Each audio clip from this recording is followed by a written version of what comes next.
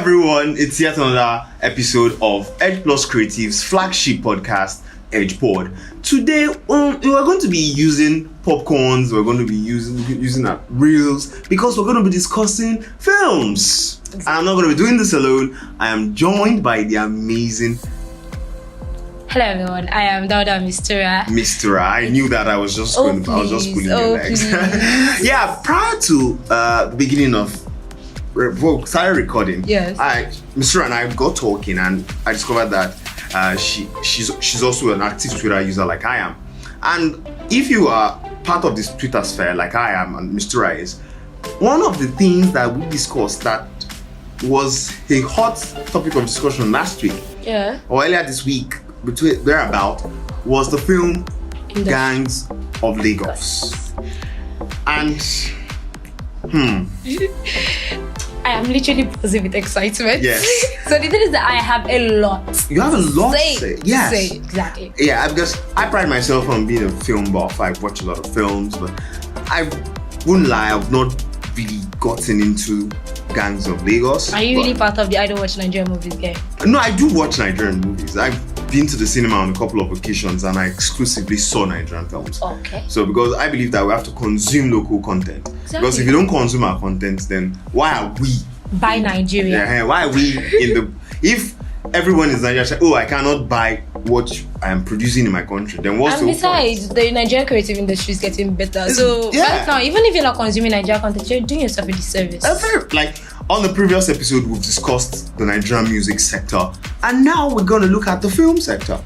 Before we get into Gangs of Lagos, and one thing I want to gauge your opinion is, compare the movies then and to the movies now. Has there been changes, in your opinion? Yes, I think there have been changes, but it depends on what you call change. Okay.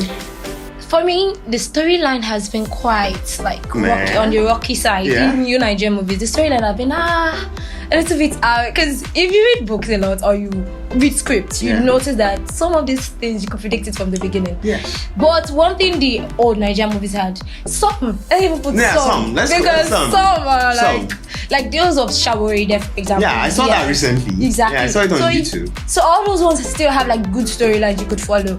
But recently, the cinematography has been great. Yes, that's one thing. The production part of it has been really good. Like world standard. But the stories, it could be better. And I don't know, correct me if I'm wrong. I think the reason why the stories are like that is I've sort of noticed a trend. They always put their people as the writers. I don't know how I can describe it. Like the other one with the high school students, Far From Home. I saw the writers and I looked at the people that produce. These are the people that move together.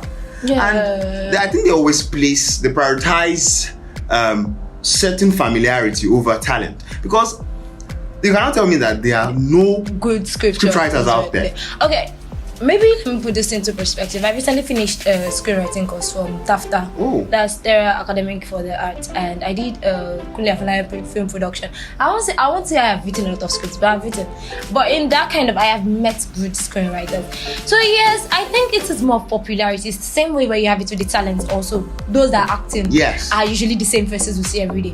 But that's one thing I'm going to give credit to Gang of Lagos, even before we get into it. Yeah. There was introduction to some new faces in the industry. So one thing I'll say yes, there's also preference in the screenwriting industry. Maybe if you actually go outside and look, you see that yes, maybe there are more talent. But you're right about this preference. There's hierarchy. Speaking of things that we would think are right. Now, when the film Gangs of Lagos came out, there was quite a lot of back tap from the producer, from people like, oh, this is a good film. Yeah. And because these are based on what I read online, and maybe some days later, we started seeing some controversies, right? From the point of people looking at it from the cultural lens, those looking at it from the accuracy lens. Yeah. So what's your? You've seen it, of course. Yeah. Okay. First things first. I'll start by saying my mom is an Isaleko mom. Oh, really? So she's from Isaleko.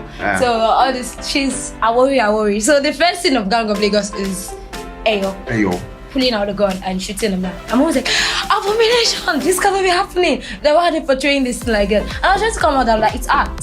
it's just promoting something. I will say what I mean by it's art. Of course. So later in the scene, there's another scene of where they went to attack the leader of a gang or something like that, and they all wore this Ayo facade and this stuff. So I and a friend were having a discussion about, and I said it is art, and I was like, no, can it come for the culture? It's supposed to be projecting our culture and good light, and I just was like, it's hypocrisy. Okay. Because Muslims, Islam, as far as I'm projected, you have plenty of movies based on promiscuity of clerics. You have plenty films based on swindling, pastors that are swindling their congregation. Nobody comes. Okay. Nobody comes to say this thing because we realize that it is a movie. It is fiction. Nobody is placing. And besides, I feel like people just always turn when it is bad. There are plenty of movies out there that probably portrays Ayo in good life. But nobody. But one of the arguments I read, I'm not on the fence, I'm not against, I'm not pro. I'm just offering a projective view. Yeah. One of the things they said was that the concept of Ayo there, they didn't represent them very well. That Ayo is not a gang. That it's a collection of people from different, but they said they in a narration that they said Ayo was the first gang in Lagos.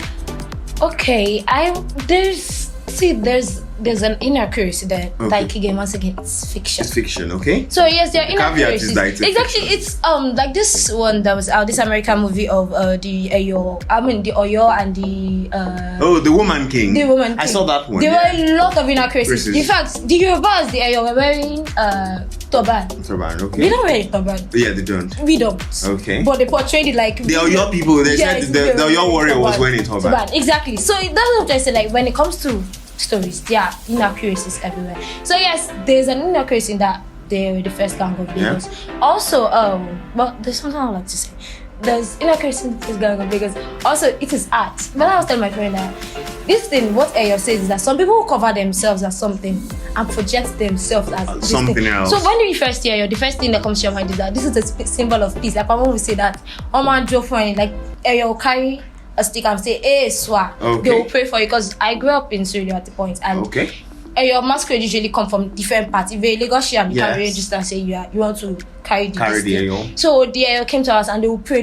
Like it was always fun then. So I'm always like, hey, happy people. Yes, this might have portrayed them in a bad light. Well, like PR people will say, every publicity is publicity. I think that has made more people interested in what Ayo is. So but I also think that the film could have done better because it felt the people that it triggered are people that we know, like some of them. That's like the first time I've heard of them. But at least it made me understand that there is even a organization. Another thing, speaking of inaccuracies, another thing was that they didn't shoot the film in that location.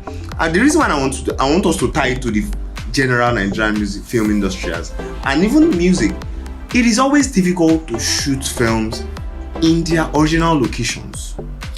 That thing that you brought up made me remember because there was a particular scene my mom kept saying, this is Shita. Yes. This is Shita. Yes. I don't know Shita, but one was like, Shita and B. And those places are not.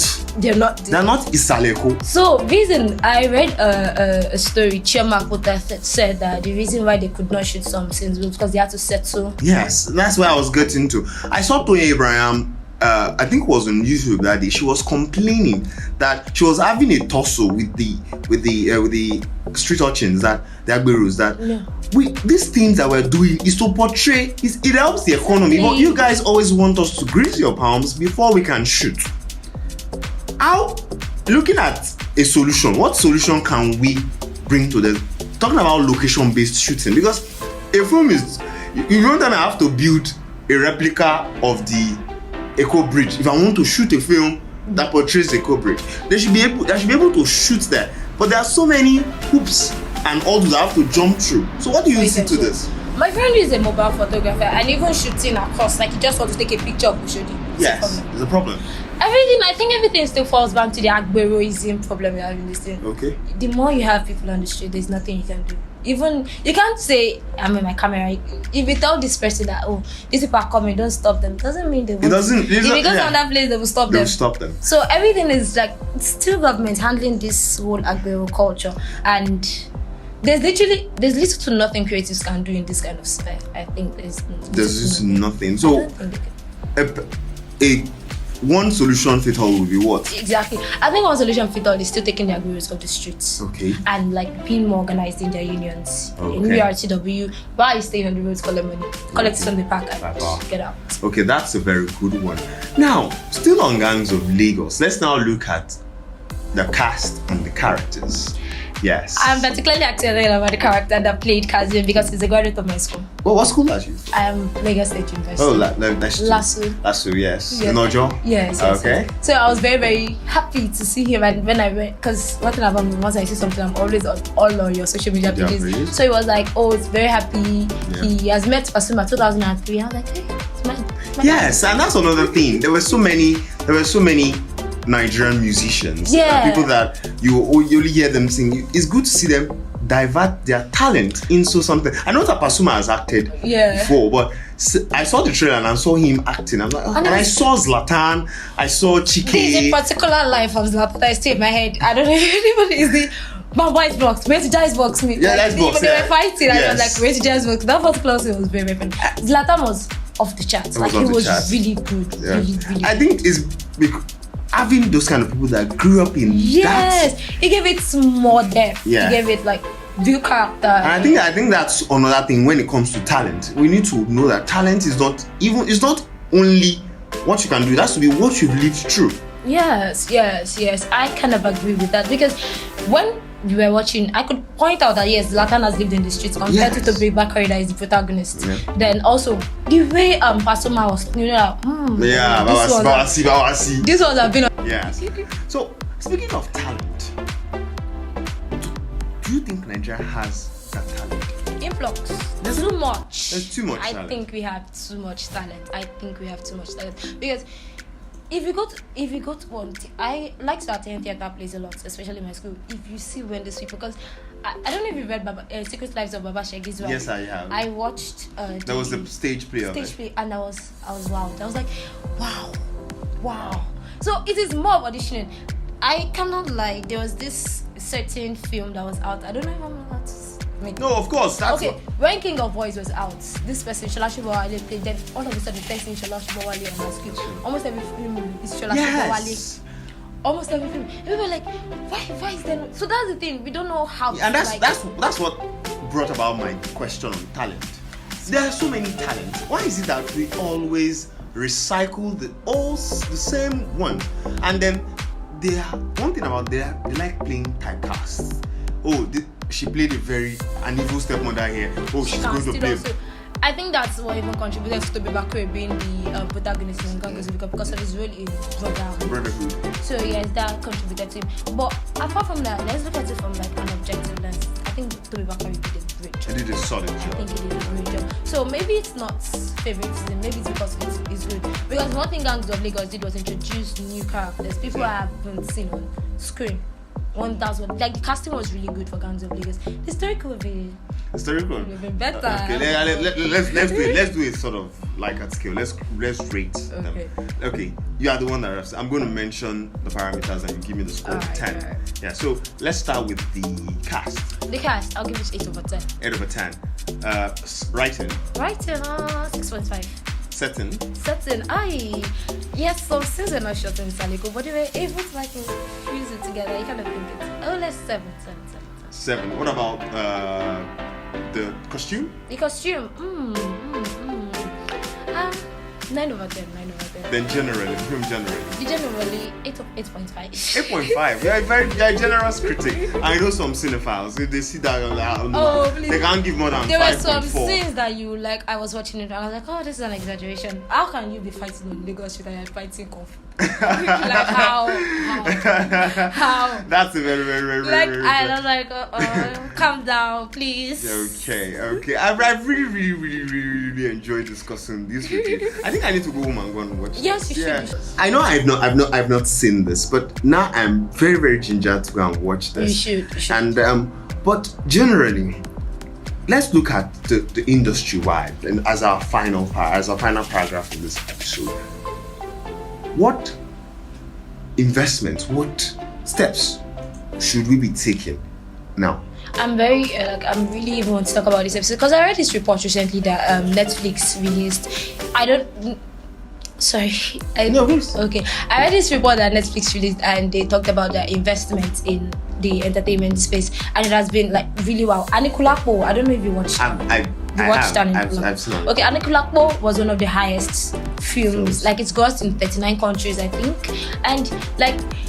Netflix Prime, because the Guns of Lagos was released Amazon. I think that's one of the reasons why the producers could back that they cannot ban it. Yeah. You know, everybody was of course they can't. They ban it because they could not ban it. So because it was going exclusively to streaming platforms, and we're having great investment in this thing. Netflix is investing, Prime is investing, and plenty other companies. Yes, but another thing is when we look at the cost of these services, they're always very on the high side, because if you look at the average Nigerian lives on less than $2 a day, and then you have to pay for like $9.99 to watch Amazon, and you see that's why we have rife piracy. Because I can beat my chest that majority of people that watched when I wanted to watch mine, and I was like, no, my brother was, you can only, I was like, no, Prime is 7 days free trial. I wouldn't want to So I think that's one thing that we should learn to always prioritize and pay for these services. Exactly, we should pay, because the Nigerian government is basically not going to invest. These are Netflix, the streaming platforms are the one doing the investing. So it is little 1,000 per month. You can even share it again. So